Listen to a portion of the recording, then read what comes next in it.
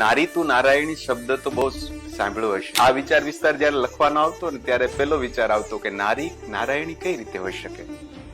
સ્ત્રીને એવું થાય કે મારે એના જેવું બનવું છે, અને પુરુષને એવું થાય કે આવી સ્ત્રી જોઈએ છે. એકલી માથી જગત નહીં બદલાય અને એકલા પિતાથી એ અધૂરું વિઝન છે. જી બેન, બંને વિઝન સાથે હશે તો તમે પરિવર્તન લાવશો. બિલકુલ.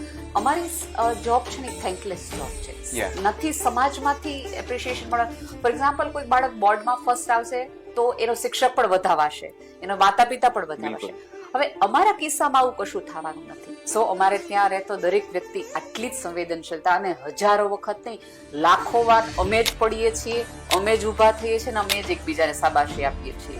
તો મને એવું થયું કે આ બેન એટલા હોશિયાર, હું આને સાંભળું છું અને આ બેન આવું કાર્ય કરે છે. પણ જેના એક જ શબ્દ હતા કે જે કાર્ય ભગવાન ન કરી શક્યા એ કાર્ય તમારા ભાગ્યમાં છે. એટલે અમે વી આર બ્લેસ્ડ કે અમને પસંદ કર્યા છે આ કાર્ય.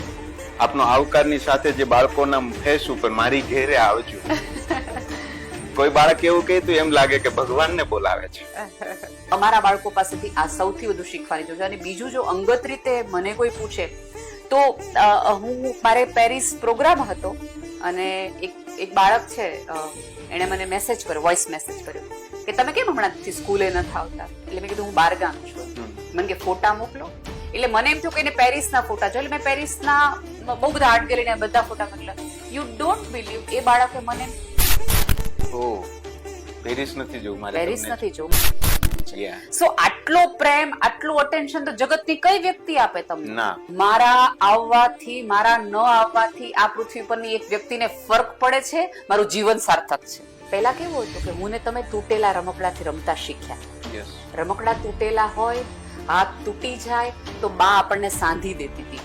ઢીંગલીનું ફ્રોક ફાટી જાય તો એમાં થીગડું લગાવી દેતું. કપડા તૂટી જાય તો આપણને એમાં સાંધવાની પ્રક્રિયા હતી. ચપ્પલ તૂટી જાય તો આપણને ત્યાં મોચીએ જવાની પરંપરા હતી. એટલે આપણા મગજમાં કોન્સેપ્ટ હતો કે કોઈ વસ્તુમાં તૂટફૂટ થાય, તોડફોડ થાય તો એમાં રિપેરિંગ કરાય, વાત સુધારા કામ કરાય, વસ્તુ ફેંકી ન દેવું. બરાબર? હવે એની જનરેશનને શું છે કે ઢીંગલી તૂટી, ઢીંગલી બગડી, રમકડી બગડી તો ફેંકી દો.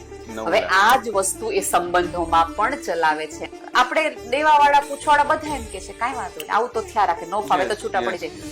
આપણને કોઈ સમજાવતું નથી કે ન ફાવે તો થોડા એડજસ્ટમેન્ટ કરવાના હોય. તમે નવું જીન્સ લાવો, નવા ચપ્પલ લાવો, તોય તમે થોડા દિવસ સેટ થવા માટે પેલો ડંખ પડે ને એમ નથી કહેતા કે નહીં ફાવે. લાપતા લેડીઝનો એક બહુ સરસ ડાયલોગ છે કે આપણે ત્યાં સ્ત્રી દેરાણી બને, માસી બને, કાકી બને, બધું બને, પણ મિત્ર ન બને બે સ્ત્રીઓ.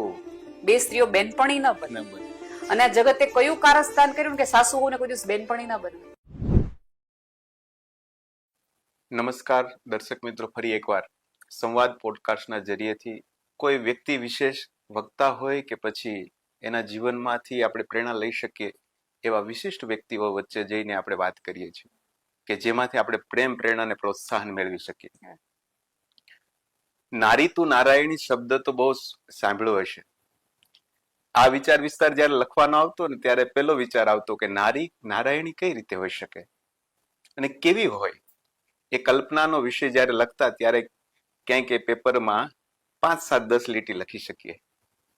છતાંય નારી તું નારાયણી વિશે લખીએ ને એટલે દરેક, જો શિક્ષિકા ગુજરાતીની હોય ને મોટા ભાગની લેડીઝ હોય, 10 માંથી 5 માર્ક્સ આપી જ દે એટલે આપણું કાર્ય થઈ જાય. પણ ખરેખર નારી તું નારાયણી કેવી હોય એનું આબેહૂબ પ્રતિકૃતિ એટલે નેહલબેન ગઢવી.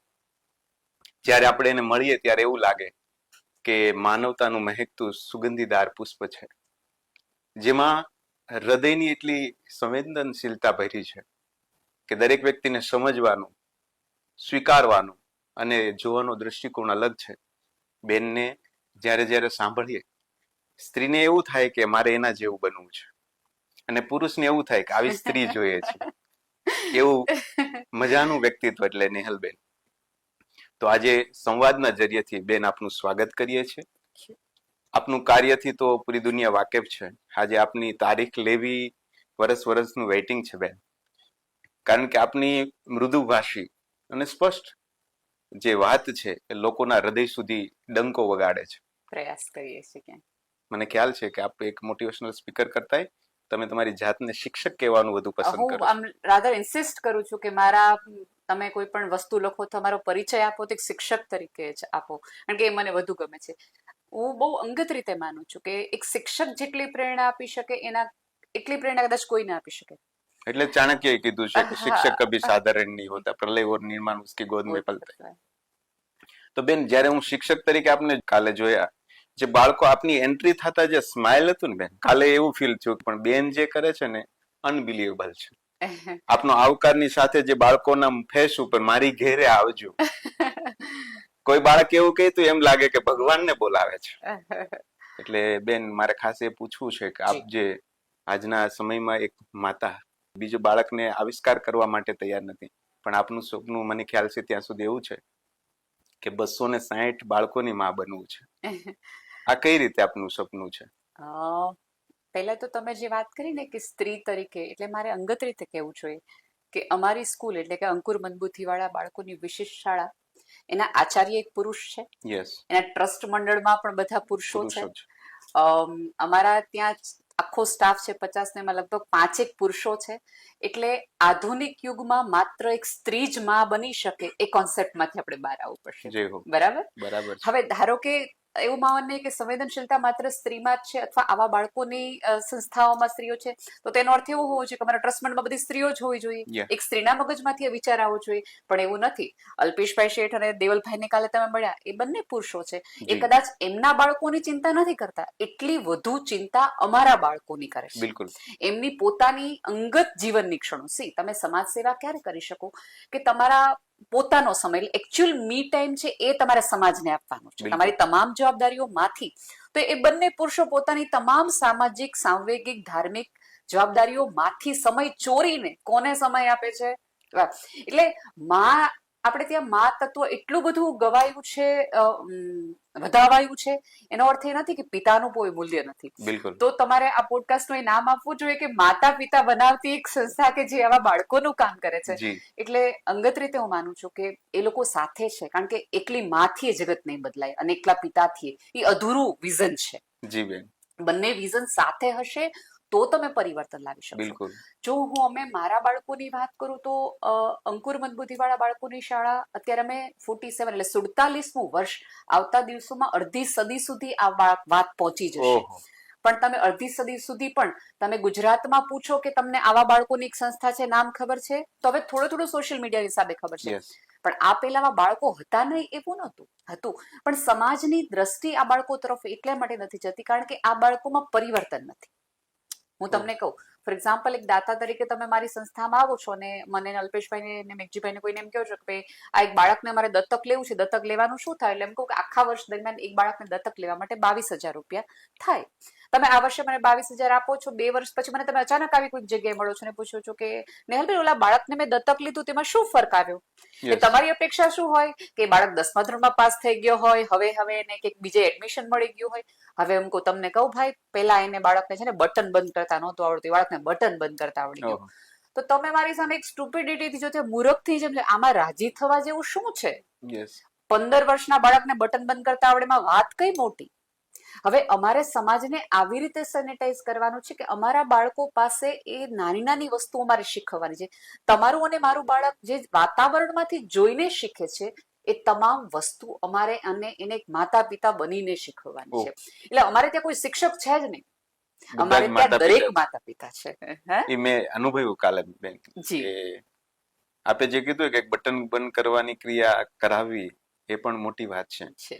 બેન, તમે કાલે એક વાત કરી એક શિક્ષકની કે એ 100 વાર પ્રયત્ન કરે છે છતાંય, તો એ શિક્ષકની મને સ્ટોરી સાંભળવી છે. ઘણા બધા જ શિક્ષકો છે એ પોતાના એક પ્રયાસમાં હોતા હોય છે. અમારી જોબ છે ને થેન્કલેસ જોબ છે, નથી સમાજમાંથી એપ્રિશિએશન મળે.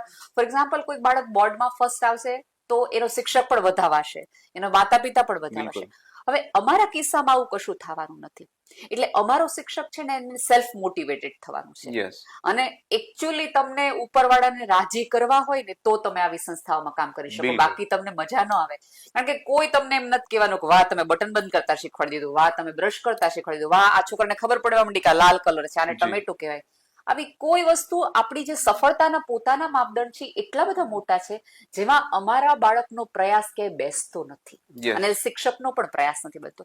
એટલે એકની એક વાત રિપીટેડલી હું તમને કહું કે હું નવી જયારે અંકુરમાં જોડાણી તો એક આપણને એમ થાય કે મને સ્ત્રીઓ માટે વધુ હોય એટલે મને એમ થાય કે એક માને છે ને સવારમાં થોડીક ફ્રી કરી દેવી છે. તો પહેલું વખત બાળક ઉઠે ત્યારે શું થાય તો કે બાળકને જો બ્રશ કરતા આવડતું હોય ને તો બાળકને તકલીફ ન પડે. તો માં થોડીક 5-10 મિનિટ ફ્રી થઈ. એટલે મેં એક બાળકને શીખવાડવાનું શરૂ કર્યું કે આને આપણે બ્રશ કરતા શીખવાડે. નહીં કોલું નવા હોય એટલે તમને કોલર ઊંચા કરવાની ઈચ્છા હોય કે શું કેમ તો આપણે એમ થાય હું જગત બદલાવી નાખીશ એક એવો વિચાર હોય. સો મેં શરૂઆત કરી કે ભાઈ આ બાળકને આપણે બ્રશ કરતા શીખવી દઈ. પછી 3 મહિના પછી એ વાલી ફરિયાદ લઈને આવે છે કે આ નેહલબેન કોણ છે, એને બાળકને બ્રશ કરતા શીખવાડો, બાળક ઘરે બ્રશ નથી કરતું.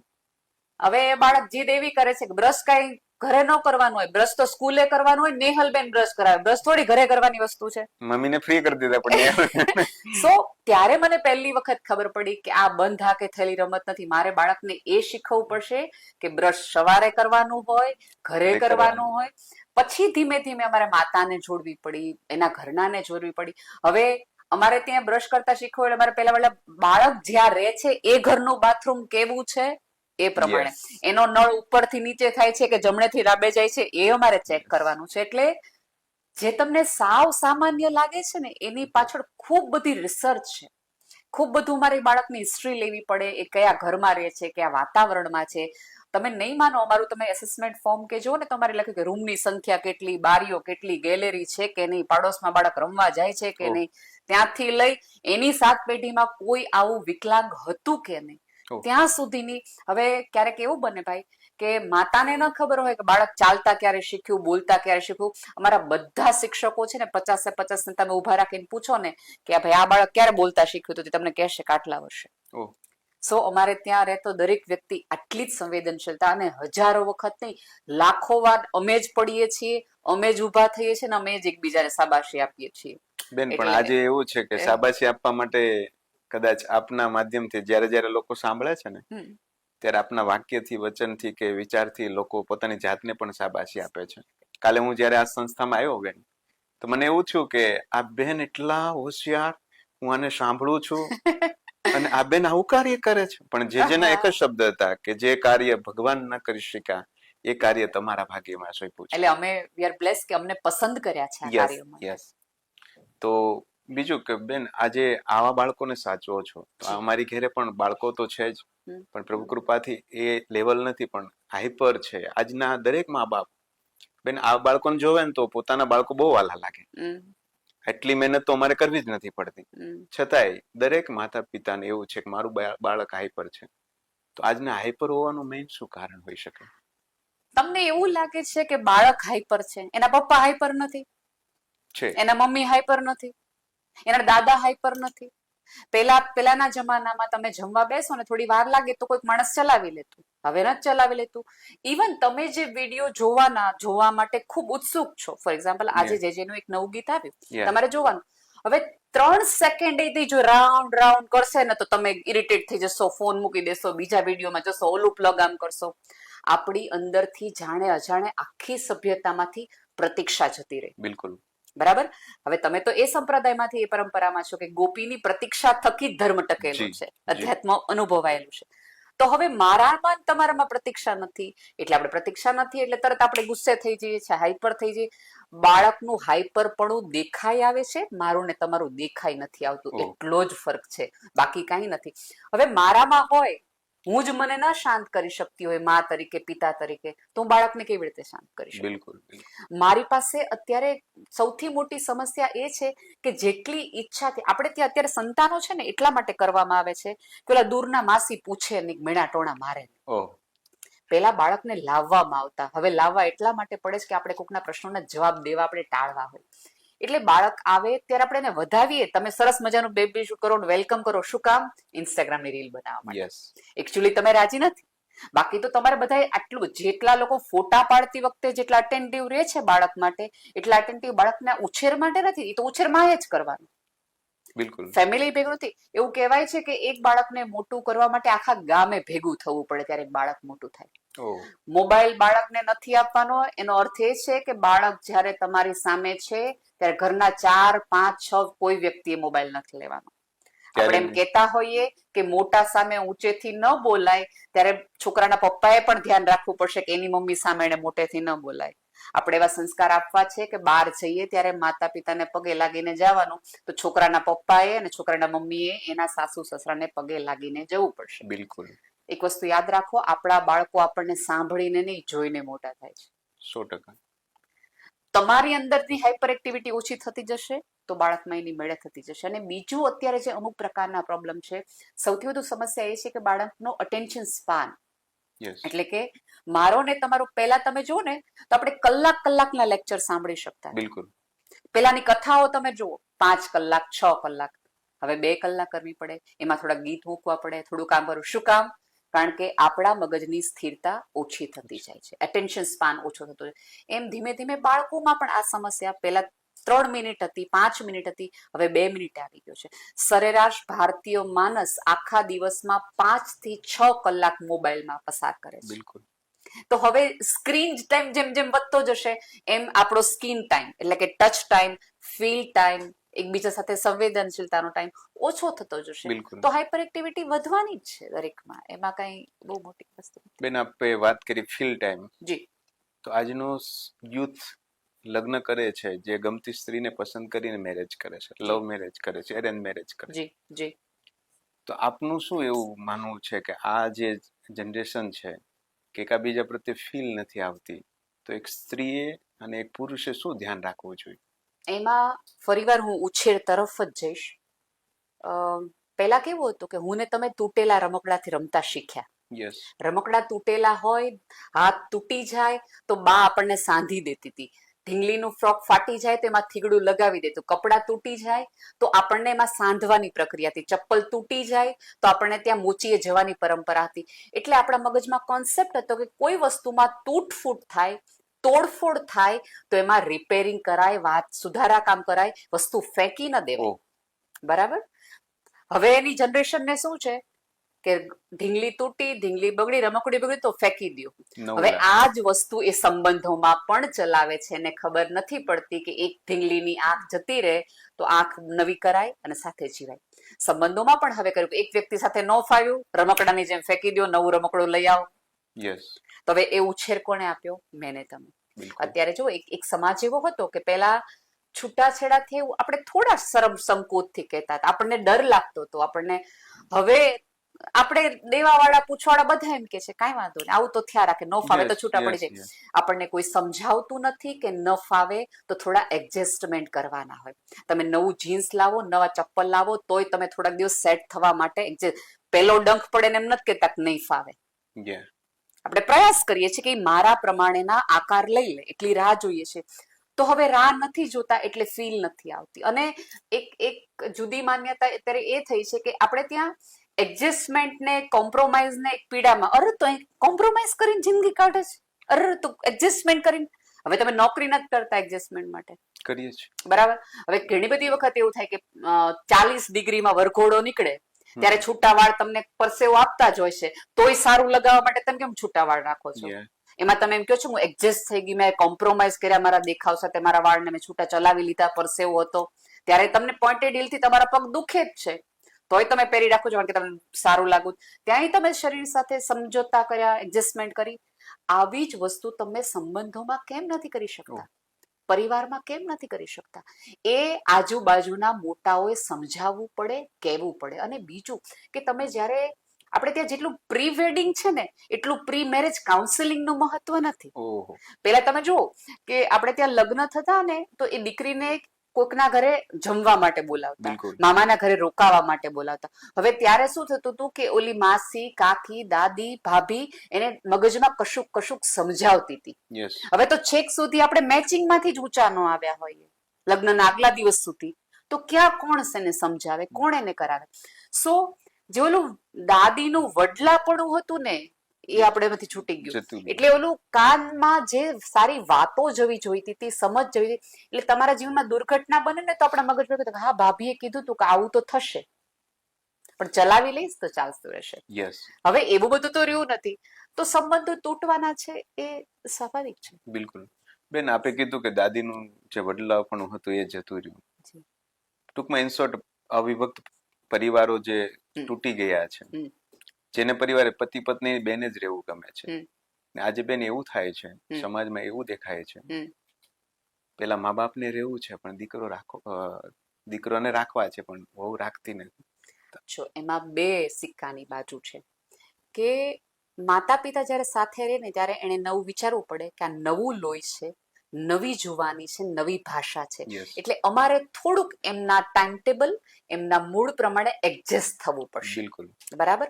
હવે એ લોકોને દર રવિવારે બહાર ખાવા જવાની ટેવ હોય તો રવિવાર સવારથી જ સાસુ બોલવાનું શરૂ કરી દે ને એટલે દીકરાની વહુને એમ થાય કે આ ભેગા રહે ને એટલા માટે સમસ્યા છે. Yes, right. નવી ભાષા થોડીક આપણે સ્વીકારી, કારણ કે જેમ જેમ તમે પરિપક્વ થાવ ને એટલે તમારી સ્વીકૃતિ મોટી થાય. જો તમે નાના હો ને ત્યારે તમારે પેન્સિલથી લખવાનું હોય. યસ. એ આપણને સમજ એ આપે છે કે પેન્સિલથી લખેલું તમે ભૂસી શકશો, નાના હશો ત્યાંથી. પછી જેમ મોટા આવો ને એટલે પેન આવે. યસ. જે તમને સમજ આપે છે કે પેનથી લખેલા માટે કોઈ રબર છે નહીં, એટલે લખતા પહેલા, બોલતા પહેલા, રિએક્ટ કરતા પહેલા વિચાર કરજો. બિલકુલ. તો હવે મોટા પાસેથી અપેક્ષા છે કે એણે થોડુંક ખુલ્લું કરવું પડશે, એણે થોડીક ફ્રીડમ આપવી પડશે. તો તમે નહીં માનો, મારે ત્યાં હમણાં જ એક છોકરીનો ઈમેલ આવ્યો છે, એણે મને એવું કીધું કે બેન, જે લોકો પાસે સાસુ ન હોય ને એ દીકરાની વહુને કેટલી તકલીફ પડે છે ને એના ઉપર તમે વાત કરો. શું કામ? કારણ કે તમારી પાસે એક સાસુ ન હોય એટલે 100 સાસુ ભેગી થઈને આવે, માસીજી આવે, કાકીજી આવે, નાકીજી આવે. ઓલી તો ઘરમાં એક સ્ત્રી બેઠી હોય ને સાસુ, એ કહી દે કે અમારા ઘરમાં આમ જ ચાલશે, તમારે આવવું હોય તો આવો, પ્રસંગ અમારો પોતાનો છે. હવે દીકરાની વહુ તરીકે એ વસ્તુ કે ને તો થોડુંક બધાને ખરાબ લાગે, પોતે પ્રસંગ માંડીને બેઠી છે એટલે ન આવે. સો એક ઘરમાં એક સાસુ હોય ને તો બીજી 100 સાસુથી તમને બચાવે. યસ. પણ એ સાસુ હવે સાથે જોડાઈ જાય બીજી સાસુ હારે, એ તો એવી જ છે, એને પહેલેથી આવી ત્યારથી આ તકલીફ જ છે, તો પછી તો જંગ જ થાય. બિલકુલ. સો જે વૃદ્ધ પેઢી છે, જે એને થોડીક ફ્રીડમ આપવી પડશે, એને થોડીક સમજ આપવી પડશે, તો દીકરાની વહુને એમ થશે કે મમ્મીજી વગર મજા ના આવે. યસ. બરાબર. એ હવે અત્યારની દરેક દીકરાની વહુ છે એ વર્કિંગ વુમેન છે. બરાબર. હવે તમે એમ કહો કે આપણા ઘરમાં કામવાળી નહીં એટલે નહીં જ તે. આ અમે 3 છોકરા મોટા કર્યા. આની આ પરિભાષા 25 વર્ષ પહેલા તમે ખાંડની દસ્તામાં ખાંડતા હતા, મિક્સર તમે વાપરવા માંડ્યા કે નહીં? તમે તમારા પતિ જમતા હતા ત્યારે નાખતા હતા. હવે એસી આવી ગયેલા, તમે પંખો કરીને રસોડામાં વયા જાવ કે નહીં? તમારી સાસ ભાઈ કભી બહુ જોવા વયા જાવ કે નહીં? અનુપમા સિરિયલ જોવી છે પણ અનુપમા જેવી સાસુ નથી બનવું. બરાબર. સો આ બધું તમે બદલાવો ને તો પેઢી તમારી. અને એક વસ્તુ યાદ રાખો, આ નવી પેઢીને ખાસ બહુ જરૂર નથી, આપણને હજી સંબંધની જરૂર છે. આપણને એવું છે કે આપણો દીકરો છોડાયેલો રહ્યો છે, આપણી સભ્યતા. એટલે થોડો વખત કુંડાને ખીલવા માટે આપશો. તમે જુઓ કે આપણે ત્યાં કીવી નથી થતા, વિદેશી ફ્લાવર અત્યારે આપણે ત્યાં કેમ થાય છે? આપણું વાતાવરણ નથી, આપણી જમીન નથી, કેમ થાય છે? કારણ કે એ છોડને આપણે ભારતમાં લાવ્યા અને ગ્રીન હાઉસ ઇફેક્ટ આપી અને મોટા થયા. સ્પેશિયલ એટમોસ્ફિયર આપ્યું. તો તમે થોડુંક સ્પેશિયલ એટમોસ્ફિયર આપો, એ જમીનમાં ભળી જશે અને તમારા જ ઘરને રૂડું લગાડશે. 100%. પણ એ કોણે કરવું પડે? મારે. કારણ કે મેં જુવાની એ બધું જોઈ, દિવાળી બધું જોઈ, એટલે ઉપરથી હું જગતને જોઈ શકું છું. મારા પગ મોટા છે, મારો મોભો મોટો છે, તો હું થોડું કરીશ તો થઈ જશે. અને તમે માનો છો એટલી ખરાબ નવી પેઢી નથી. રાધર નવી પેઢીની કેટલી દીકરાની વહુ પોતાની સાસુને એવું કે છે કે મમ્મી બહુ સાડી પહેરી, હવે તમે ડ્રેસ પહેરો. મમ્મી હું તમને લઈ જાઉં હવેલીમાં. તો તમે આપણે ત્યાં લાપતા લેડીઝનો એક બહુ સરસ ડાયલોગ છે કે આપણે ત્યાં સ્ત્રી દેરાણી બને, માસી બને, કાકી બને, બધું બને, પણ મિત્ર ન બને બે સ્ત્રીઓ. બે સ્ત્રીઓ બેનપણી ન બને. અને આ જગતે કયું કારસ્તાન કર્યું કે સાસુઓને કોઈ દિવસ બેનપણી ના બનવા દીધા. અત્યારે ભાષામાં નવી આવી હતી, મા દીકરી મિત્ર હોઈ શકે, સાસુ વહુ પણ મિત્ર હોઈ શકે, એ પણ કીટી પાર્ટી સાથે કરી શકે, એ પણ સાથે. પણ આપણે ત્યાં એવું છે કે બાને હરિદ્વાર મોકલો, બાને કોઈ દિવસ બેંકોક નો મોકલાય. એ ભાષા પણ બદલાવી પડશે. સો અલગ અલગ બંને પક્ષે થોડું થોડું કરશે તો ચુંબક પોતાનું કામ કરી દેશે. બિલકુલ. જી. સંબંધને સાચવવા માટે બે તરફથી પ્રયાસ કરવા 100%. અને આપણે બધું કરવા પડશે કારણ કે આપણે મોટા છીએ એટલે. બેન, આપે જે વાત કરી એ બહુ ખૂબ વિચારવા યોગ્ય છે આજના યુથને અને મારે પણ. હું જોઈન્ટ ફેમિલીમાં રહું છું. જી. આપણે જેમ કીધું ને કે પ્રયાસ કરવા જોઈએ. હા. બેન, મેં એવો પ્રયાસ કરેલો છે. રાત્રે 12 વાગે મારી બેન અને મારી પત્ની બંને ઝઘડા, તો મેં બેને કીધું તું તારા પપ્પાને ત્યાં જતી રહે, તું તારા પપ્પાને ત્યાં જતી, હું એકલો બરાબર છું. બરાબર. તો બંને કલાકમાં ડિસિઝન લઈને મને કીધું કે અમે બે જોડે રહીએ છીએ. આજે કાજલ અને કિરણ બેન એવી છે કે કોઈ એમ ના કહી શકે બે નણંદ ભોજાય છે, બે બહેનો છે. બીજું કે મારા મમ્મી અમારી સાથે રહી છે. જોઈન્ટ ફેમિલી, ગામડે રહેતા હતા તો એ અમારી સાથે વર્ષોથી રહી છે. તો પેલી લેડી છે અમારી વાઈફ, તો એ જોબ કરે છે, પણ એને સ્વીકારી લીધું કે આજ મારા મમ્મી છે. તો મારું એટલું બેન કામ સરળ થઈ ગયું કે હું બહાર ફરી શકું. બેલેન્સ બહુ જરૂરી છે. આમાં કેવું થાય છે કે જોઈન્ટ ફેમિલીમાં કોઈને, જો અમે બધા સુરત બળજાત્યાની ફિલ્મ જોઈને જ ઉભા થયા છીએ, એટલે અમને મોટો જ પરિવાર જોઈએ છે, અમને કરણ જોહર જેવું જ ફેમિલી જોઈએ છે, એક પ્રસંગ 3-3 વાતે કાકીજી માસીજી બધી બાજુથી આવે, એવું જ બધાને જીવો છે. હવે પણ એની અંદરથી, તમારી અંદરથી કોઈક મંથરા સ્વરૂપ નીકળે તો વાત બગડે. બરાબર. એટલે બહુ જરૂરી છે એક પુરુષ તરીકે તમારે બેલેન્સ રાખવું પડે. બિલકુલ. માને પણ સમજાવવી પડે અને પત્નીને સાંભળવી પડે. બિલકુલ. મારી મમ્મી ખોટી જ ન હોય. હવે એક દીકરા તરીકે તમને ખબર જ હોય કે તમારી મમ્મીની અંદર કેટલી સમસ્યાઓ છે. બિલકુલ. કોઈ સર્વગુણ સંપન્ન ક્યારેય નથી હોતું. બરાબર. તો આપણને પણ થોડી ખબર હોવી જોઈએ કે યસ, મારા મમ્મીને આ એડજસ્ટમેન્ટ કરવામાં તકલીફ છે, મારા મમ્મી ક્યારેક આવું બોલી જાય છે. તો તમારે એ વખતે તમારી પત્નીને સાંભળવી પડે અને મમ્મીને સમજાવવી. બેલેન્સ પુરુષ નથી રાખતો ને ક્યારેક, ત્યારે આ બધી સમસ્યાઓ થતું જાય છે. અને પછી, અને આ બધું ક્યારે કરવાનું કે ડગમગતા પાયા હોય ને ત્યારે, કે આજીવન ધરતીકંપો નથી આવતા, રોજે રોજ નથી આવતા, ક્યારેક. અને ક્યારેક દરેક વસ્તુમાં પુરુષે વચ્ચે પડવાની જરૂર નથી. એ લોકો કદાચ આજે દાળ ઢોકળી બનાવી કે આજે દાળ ભાત બનાવ્યા, એવા ઝઘડાની અંદર પુરુષે બિનજરૂરી હુકમ જવું જોઈએ. કોઈ કારણ નથી, ફોડી લેવા દો ને. કદાચ 2 દિવસ બે એકબીજા નહીં બોલે, એ બેનો લુકઆઉટ છે, પસંદ કરી લેશે, આમથી આમ પડી જશે. એટલે બિનજરૂરી પુરુષ આવું સ્ટ્રેસ પણ ન લે અને વચ્ચે ન આવે. મીનવાઇલ એને સાંભળવાનું રાખે. હવે તમને ખબર છે કે અત્યારે તમારી પત્નીનો મૂડ બરાબર નથી, સખતનો ઝઘડો થયો છે, તો તમે પત્નીને બહાર લઈ જાઓ, આઈસ્ક્રીમ ખવડાવો, ત્યારે વાત કરી લો, એની ભડાસ કાઢી લેવા દો. હવે એ વખતે જો મારી મમ્મી વિશે કઈ નહીં કહે, મારી મમ્મી છે જ આ બધું છે, આ બધું આ છે, આ છે, એને પણ સ્પેસ આપો, એને પણ સ્પેસ આપો. અને ક્યારેક કેવું છે, માત્ર તમે બોલી નાખો ને, ભડાસ કાઢી નાખો ને, તો વાત પૂરી થઈ જાય. પણ આપણે એ સ્પેસ નથી માને આપતા, નથી પત્નીને આપતા, એટલે ક્યારેક વધુ મહાભારતો થતા હોય. બેન, આ પોડકાસ્ટના માધ્યમથી કેટલાક એવા વિદ્યાર્થીઓ, એક શિક્ષક તરીકે આપ બોર્ડની એક્ઝામ આપવાના છે, તો આ વિદ્યાર્થીને જોઈને મને એવું લાગ્યું કે એના કરતા તો બહુ આ વિદ્યાર્થીમાં શક્તિ છે, છતાંય નિરાશ થાય છે. સાચી વાત છે. છતાંય નિરાશ થાય છે બેન, અને છતાંય આપઘાત કરે. 95 વાળો આપઘાત કરી જાય છે બોર્ડની એક્ઝામમાં. આપના બાળકો ખુશીથી જીવે છે. તો મને એવું લાગ્યું કે હોશિયાર કોણ, સુખી કોણ? આજનું બાળક 1-2% કોઈ મા બાપને ઓછા આવે તો ચલાવી નથી લેતો. સાચી વાત. ફર્સ્ટ કેમ ના આવ્યો? આમ બાળકની પ્રત્યેની જે અપેક્ષા મા બાપની છે એ બેન ખરેખર. હું તો દરેક વખતે કહું છું કે કોઈ પણ તમારો જન્મદિવસ છે કે કાંઈ પણ તમે આમથી આમ જતા હો ને, તો એકાદ વખત અમારા જેવા બાળકોની સંસ્થામાં લાવો બાળકને. બિલકુલ. તો બાળકને ખબર પડશે, તમારા બાળકને, કે મા બાપ હોવું શું ચીજ છે. તમારા બર્થડે ના દિવસે તમને કેક મળવી શું ચીજ, તમારી પાસે આંખ, નાક, કાન, મોઢું, તમે બોલી શકતા હોય, ચાલી શકતા હોય. કોઈ પણ વખત ઈશ્વરનો તમે આભાર માનતા જ નથી કે તમને તમારું શરીર છે એ સાબુત છે, તમારા બધા અંગો પરફેક્ટ છે. એ તમારે આ પેઢીને સમજાવવું પડશે, તમારા બાળકોને સમજાવવું પડશે. અને મને હંમેશા એવું વિચાર આવે કે જો સમાજ પોતાના ઓછા ટકા લાવતા બાળકને એક્સેપ્ટ ન કરતું હોય, પોતાના સંતાનને, તો મારા બાળકોના માતા પિતાનો તમે વિચાર કરો, જેમાં ડોક્ટરે, સમાજે કહી જ દીધું છે કે આનું કાંઈ થવાનું નથી, તોય એ બાળકને શિહોરથી રોજ તેડીને લાવવાનું, 4 દાદરા ઉપાડીને થેલાપી કરાવવાની અને સમાજના મેણા ટોણા સાંભળવાનું, તારા કર્મોના હિસાબે તને આવું બાળક આપ્યું છે. એટલે સાચા વોરિયર ગણો ને તો મારા બાળકોના માતા પિતા છે, કે જે કોઈ પણ અપેક્ષા વગર પોતાના બાળકમાં નાનો એવો ચેન્જ, એનું બાળક ગોઠણિયામાંથી ચાલતા શીખે ને તો એ માણસની માને એમ થાય કે હું લાપસી કરી આવું. એટલો બધો. એટલે માતા પિતાઓ તો નહીં, પેલા બાળકોને માતા પિતાઓ, અમારા બાળકોના માતા પિતા પાસેથી શીખે કે તમારું સંતાન તમારી નજર સામે હોય, સાબુત હોય, બોલતું ચાલતું હોય અને તમને માં કહેતું હોય ને વાલથી, એ તે ઉપરવાળાની બહુ મોટી મહેરબાની છે તમારા પર. બાકી અમારા બાળકોની માં તો બિચારી આમ તડપતી હોય કે ક્યારેક મારું બાળક બોલે અને ઈ માં બોલે. જેને તમે 9 મહિના રાખ્યું હોય, જેની માટે જિંદગીના 10 વર્ષ તમે ઘસી નાખ્યા હોય, અને તેમ છતાં તમારું બાળક ઓળખે નહીં કે આ મારી માં છે. એ કેવી સ્થિતિ હશે એ બાળકોની, એ માની. તો સમાજે તો હંમેશા જેટલું આપણે 11 મંદિરે જવાનું રાખીએ જ ને, એવું એકાદ દિવસ અમારા બાળકોની મળતા રહ્યો, એના વાલીને મળતા રહ્યો, તો તમને એમ થાય કે ઈશ્વર બધે ભૂલીને ક્યાંક આ ખૂણો પસંદ કર્યો છે, તમે મને અહીંયા નહીં ગોતી શકો.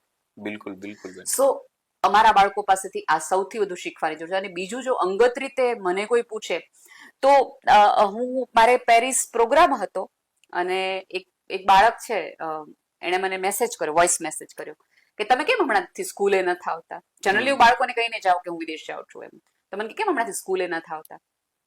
એટલે મેં કીધું હું બારગામ છું એમ. મને કે ફોટા મોકલો. એટલે મને એમ થયું કે એને પેરિસના ફોટા જો, એટલે મેં પેરિસના બહુ બધા આર્ટ ગેલેરીના બધા ફોટા મોકલ્યા.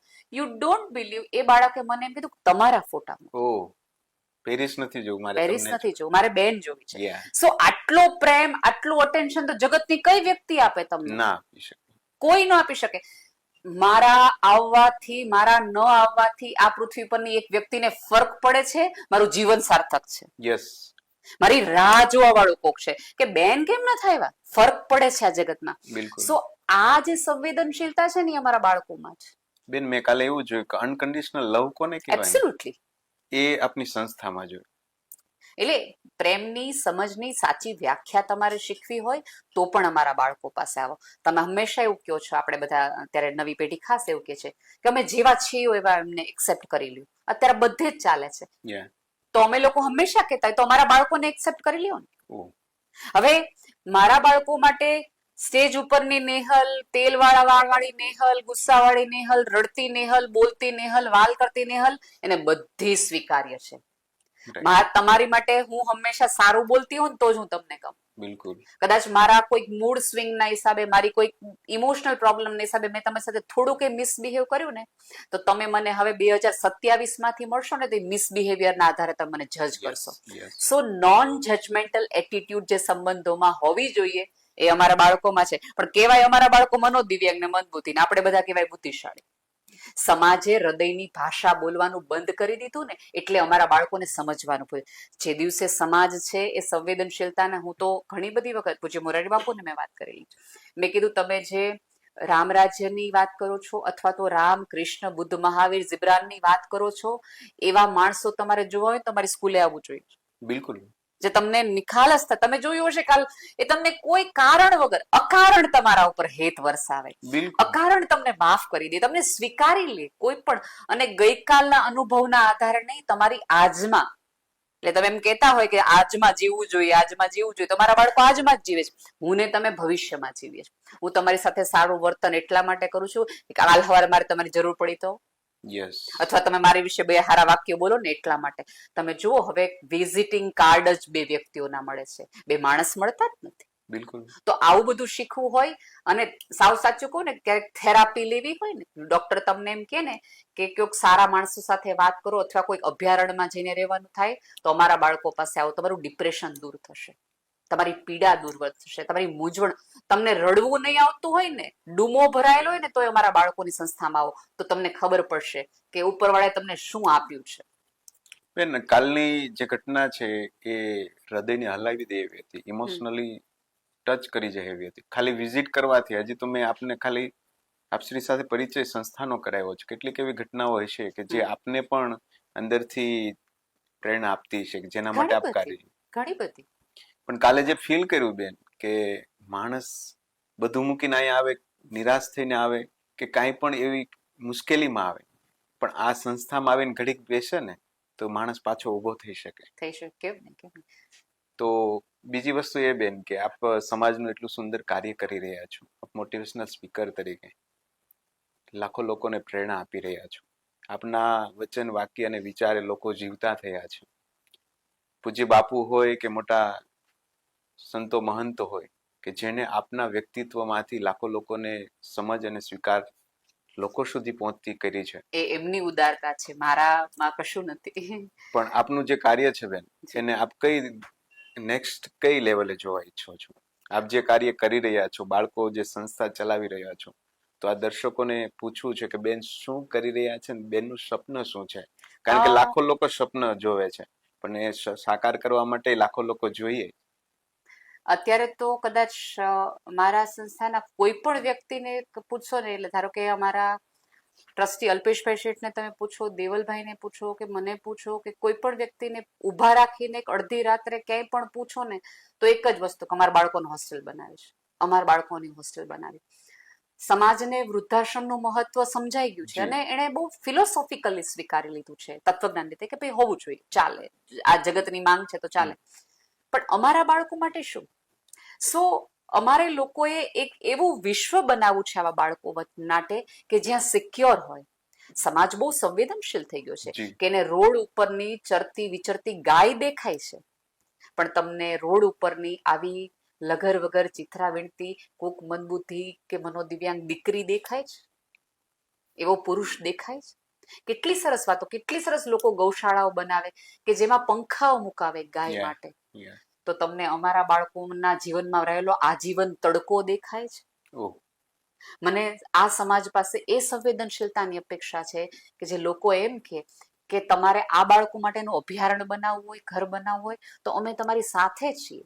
કારણ કે જ્યારે માતા પિતા ગુજરી જતા હોય છે, આ બાળકને કોણ રાખે? હવે સાજા બાળકને કોઈ રાખવા તૈયાર નથી. બેન, આ બાળકની બેન કલ્પના થાય ને, કોઈ મા બાપ ઈશ્વર કરે કે ન આવે કોઈ, એટલે કલ્પના, કોઈ લેડીઝ ગર્ભવતી છે અથવા એ પતિ પત્ની જે માતૃત્વ ધારણ કરે છે, એ સમયે આ કલ્પના આવે ને તો માણસ હલી જાય છે. કોઈ ડોક્ટર એમ કહે છે કે આવું કંઈક આવવાનું છે તો એ બધું આખું દુનિયા ભૂલી જાય છે. પણ આ આવી ગયા પછી એ મા બાપને ધન્ય છે, આપના જેવા વોરિયર્સને પણ ધન્ય છે જેને ભગવાનનું કાર્ય કર્યું છે. આપે જેમ કીધું કે એટલે હજી સાચું કહું ને, અંગત રીતે મને અલ્પેશભાઈને તો એવું જ લાગે છે કે હજી કામ થયું જ નથી. જે દિવસે અમે હોસ્ટેલના પાયા નાખશું તે દિવસે હું માનું છું, અને બહુ અંગત રીતે માનું કે 1 સેકન્ડ માટે માનો કે આ પ્રોજેક્ટ છે કરોડોનો છે, સાચે કરોડોનો છે. કારણ કે મોટી જમીન, તમે ઘર લ્યો, મકાન બનાવો, આ બાળકોને 5 કલાક રાખવા ને 24 કલાક રાખવામાં ફરક છે. અમને ખબર છે અને એ ખબર છે કે એક વખત કોઈક મૂકી ગયું ને કોઈ દિવસ કોઈ પાછું નથી લઈ જવાનું. અને અમને બધા જેમ કે આ બહુ મુશ્કેલ કામ છે ને આ બહુ અઘરું કામ છે, કોઈ કરે નહીં. કોઈએ કર્યું નથી એટલે તો કરવું છે, કોઈએ કર્યું નથી એટલા માટે તો કરવું છે. અને બીજું કે અમારે મોટા દાતા નથી જોતા, દરેક વ્યક્તિ એક દાતા બનીને આવે. ફોર એક્ઝામ્પલ, માનો કે આ જગતની 8 અબજની વસ્તુ છે, વ્યક્તિઓ છે, એમાં 8 લાખ લોકો આ ગુજરાતીઓ છે જે સાંભળી રહ્યા છે આ પોડકાસ્ટ. હવે 8 લાખ વ્યક્તિઓ 5-5 હજાર રૂપિયા આપે ને તો ઘણું બધું થઈ જાય, તો કદાચ સંસ્થા રાતો ઉભી છે. એક વ્યક્તિ દાતા નો પણ દરેક વ્યક્તિની અંદર એક દાતા ઉપજે અને અમારી વાત લોકો સુધી પહોંચાડે કે તમને કશું દેવું છે, પણ લોકોને જેટલું જમાડવામાં રસ પડે છે ને એટલું કોઈને ઉભા કરવામાં રસ નથી પડતો. આપણે ત્યાં કેવું છે કે કોઈ વ્યક્તિ મૃત્યુ પામે ને ત્યારે ત્યાં 4 જણા ભેગા થઈ જાય, પણ કોઈ જીવતો માણસ મૂડમાં ન હોય, મજામાં ન હોય તો 4 જણા આવીને પૂછે નહીં. એટલે જીવતો હોય ત્યારે પૂછી જાવ ને તો 4 જણાના ખભાની નહીં જરૂર પડે, એને ખોળાની જરૂર આપો ને તો એને ખભા સુધી તમારે ન લઈ જવા પડે. અત્યારે જરૂર અમારે આ બધી વસ્તુની છે, વધુ ને વધુ લોકો સુધી વાત પહોંચે. આટલું કરે તો કદાચ ટીપે ટીપે સરોવર ભરાય અને એવો દરિયો થાય, સંવેદનાનો એક દરિયો ઉભો થાય કે ઉપરવાળાને એમ થાય. અને આ 8 અબજની વસ્તીમાં 1 થી 2% આવા લોકો છે, એવું તો છે નહીં. તમને શું લાગે છે ઉપરવાળાને નહીં શ્રદ્ધા હોય કે આટલા બધાની વચ્ચે આટલા હચવાઈ જશે, ખોબા જેવડા છે? તો બસ અમારે તો અપેક્ષા જ રાખી કે લોકોની સંવેદનશીલતા એટલી ખીલે. અને અમારું કામ તો ઓલા બી વેરવાનું છે, પછી તો ઉપરવાળો જાણે તમારા હૃદયની સંવેદન. ક્યારેક તમને સામે ઉપરવાળો છે ને સારા કામ માટે નિમિત્ત બનાવે. ક્યારેક તમારા હાથમાં હોય, તમે બધું કરી શકતા હોય ને તો એ તમને ઈશ્વરને તમે રાજી ન કરી શકો. ઈશ્વરની કરુણા હોય ને તો તમે સારા કામ કરી શકો, પુણ્ય થવા દો. બાકી થપ્પીમાં પૈસામાં ઉદય થઈ જાય છે. કરોડો હોવા છતાં સારો કરવાનો વિચાર નથી આવતો. તમને સારો વિચાર આવે છે, તમને સારા લોકો સુધી પહોંચાડે છે, એનો અર્થ એ છે કે ઈશ્વર રાજી છે તમારાથી. કે અહીંયા હું નહીં પહોંચી શકું, સુધે જઈ આવ ને. ક્યાંક ઈશ્વરની પ્રોક્સી આપણે પુરાવી છે. દરેક વખતે મસીહા આવશે નહીં, ક્યારેક મસીહા બનવું પડશે, હે? તો એટલું કોક બની જાય અને થોડા લોકો જોડાશે ને તો એક માનવ સાંકળ રચાશે અને અમારા બાળકો સુરક્ષિત થઈ જશે. અને આ પોડકાસ્ટમાં બેન સાથે સંસ્થા વિશે વાત કરી. બેન, ખૂબ આ એક દિવ્ય સ્વપ્ન છે આપનું. એ સ્વપ્ન પ્રભુ કૃપાથી પ્રાર્થના કરો કે પૂરું થઈ જાય. 100% પૂરું થશે, કારણ કે આપની પાસે એવી ક્ષમતા છે, આપનું કાર્ય એવું છે. કઈ અપેક્ષા વગરના કાર્યને પૂરું કરવા માટે ભગવાન પણ મદદ કરે, ને ભગવાન એવા કેટલાય લોકોને આ દુનિયામાં મોકલ્યા છે કે જે ખરેખર મદદ કરશે.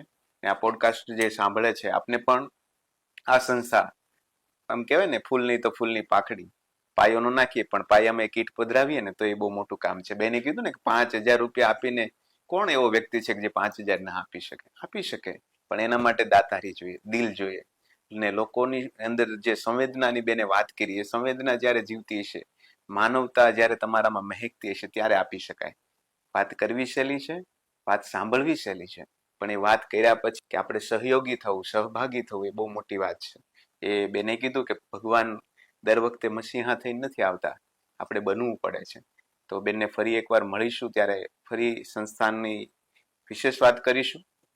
બેન, આપની અતિ વ્યસ્તતા વચ્ચે એટલો સમય આપ્યો, હું તો ખરેખર દિલથી આભાર માનું છું. પૃથ્વી પરના કોઈ પણ ખૂણામાં જો કોઈ વ્યક્તિ મારા બાળકોની વાત કરતા હોય તો હું ક્યાંય પણ પહોંચવાની, સમય જ મારે એની માટે પસાર કરવો છે. બેન, એટલે જ કાલે મને એ વિચાર આવતો કે એટલી આવું સરસ બોલતી લેડી આ કાર્ય માટે કેમ સમર્પિત થઈ. પછી મને જ અંદરથી એવો જવાબ આપ્યો કે ભગવાને પસંદ કર્યું, ને એ વાત આજે આપે મૂકી, એની કૃપા છે.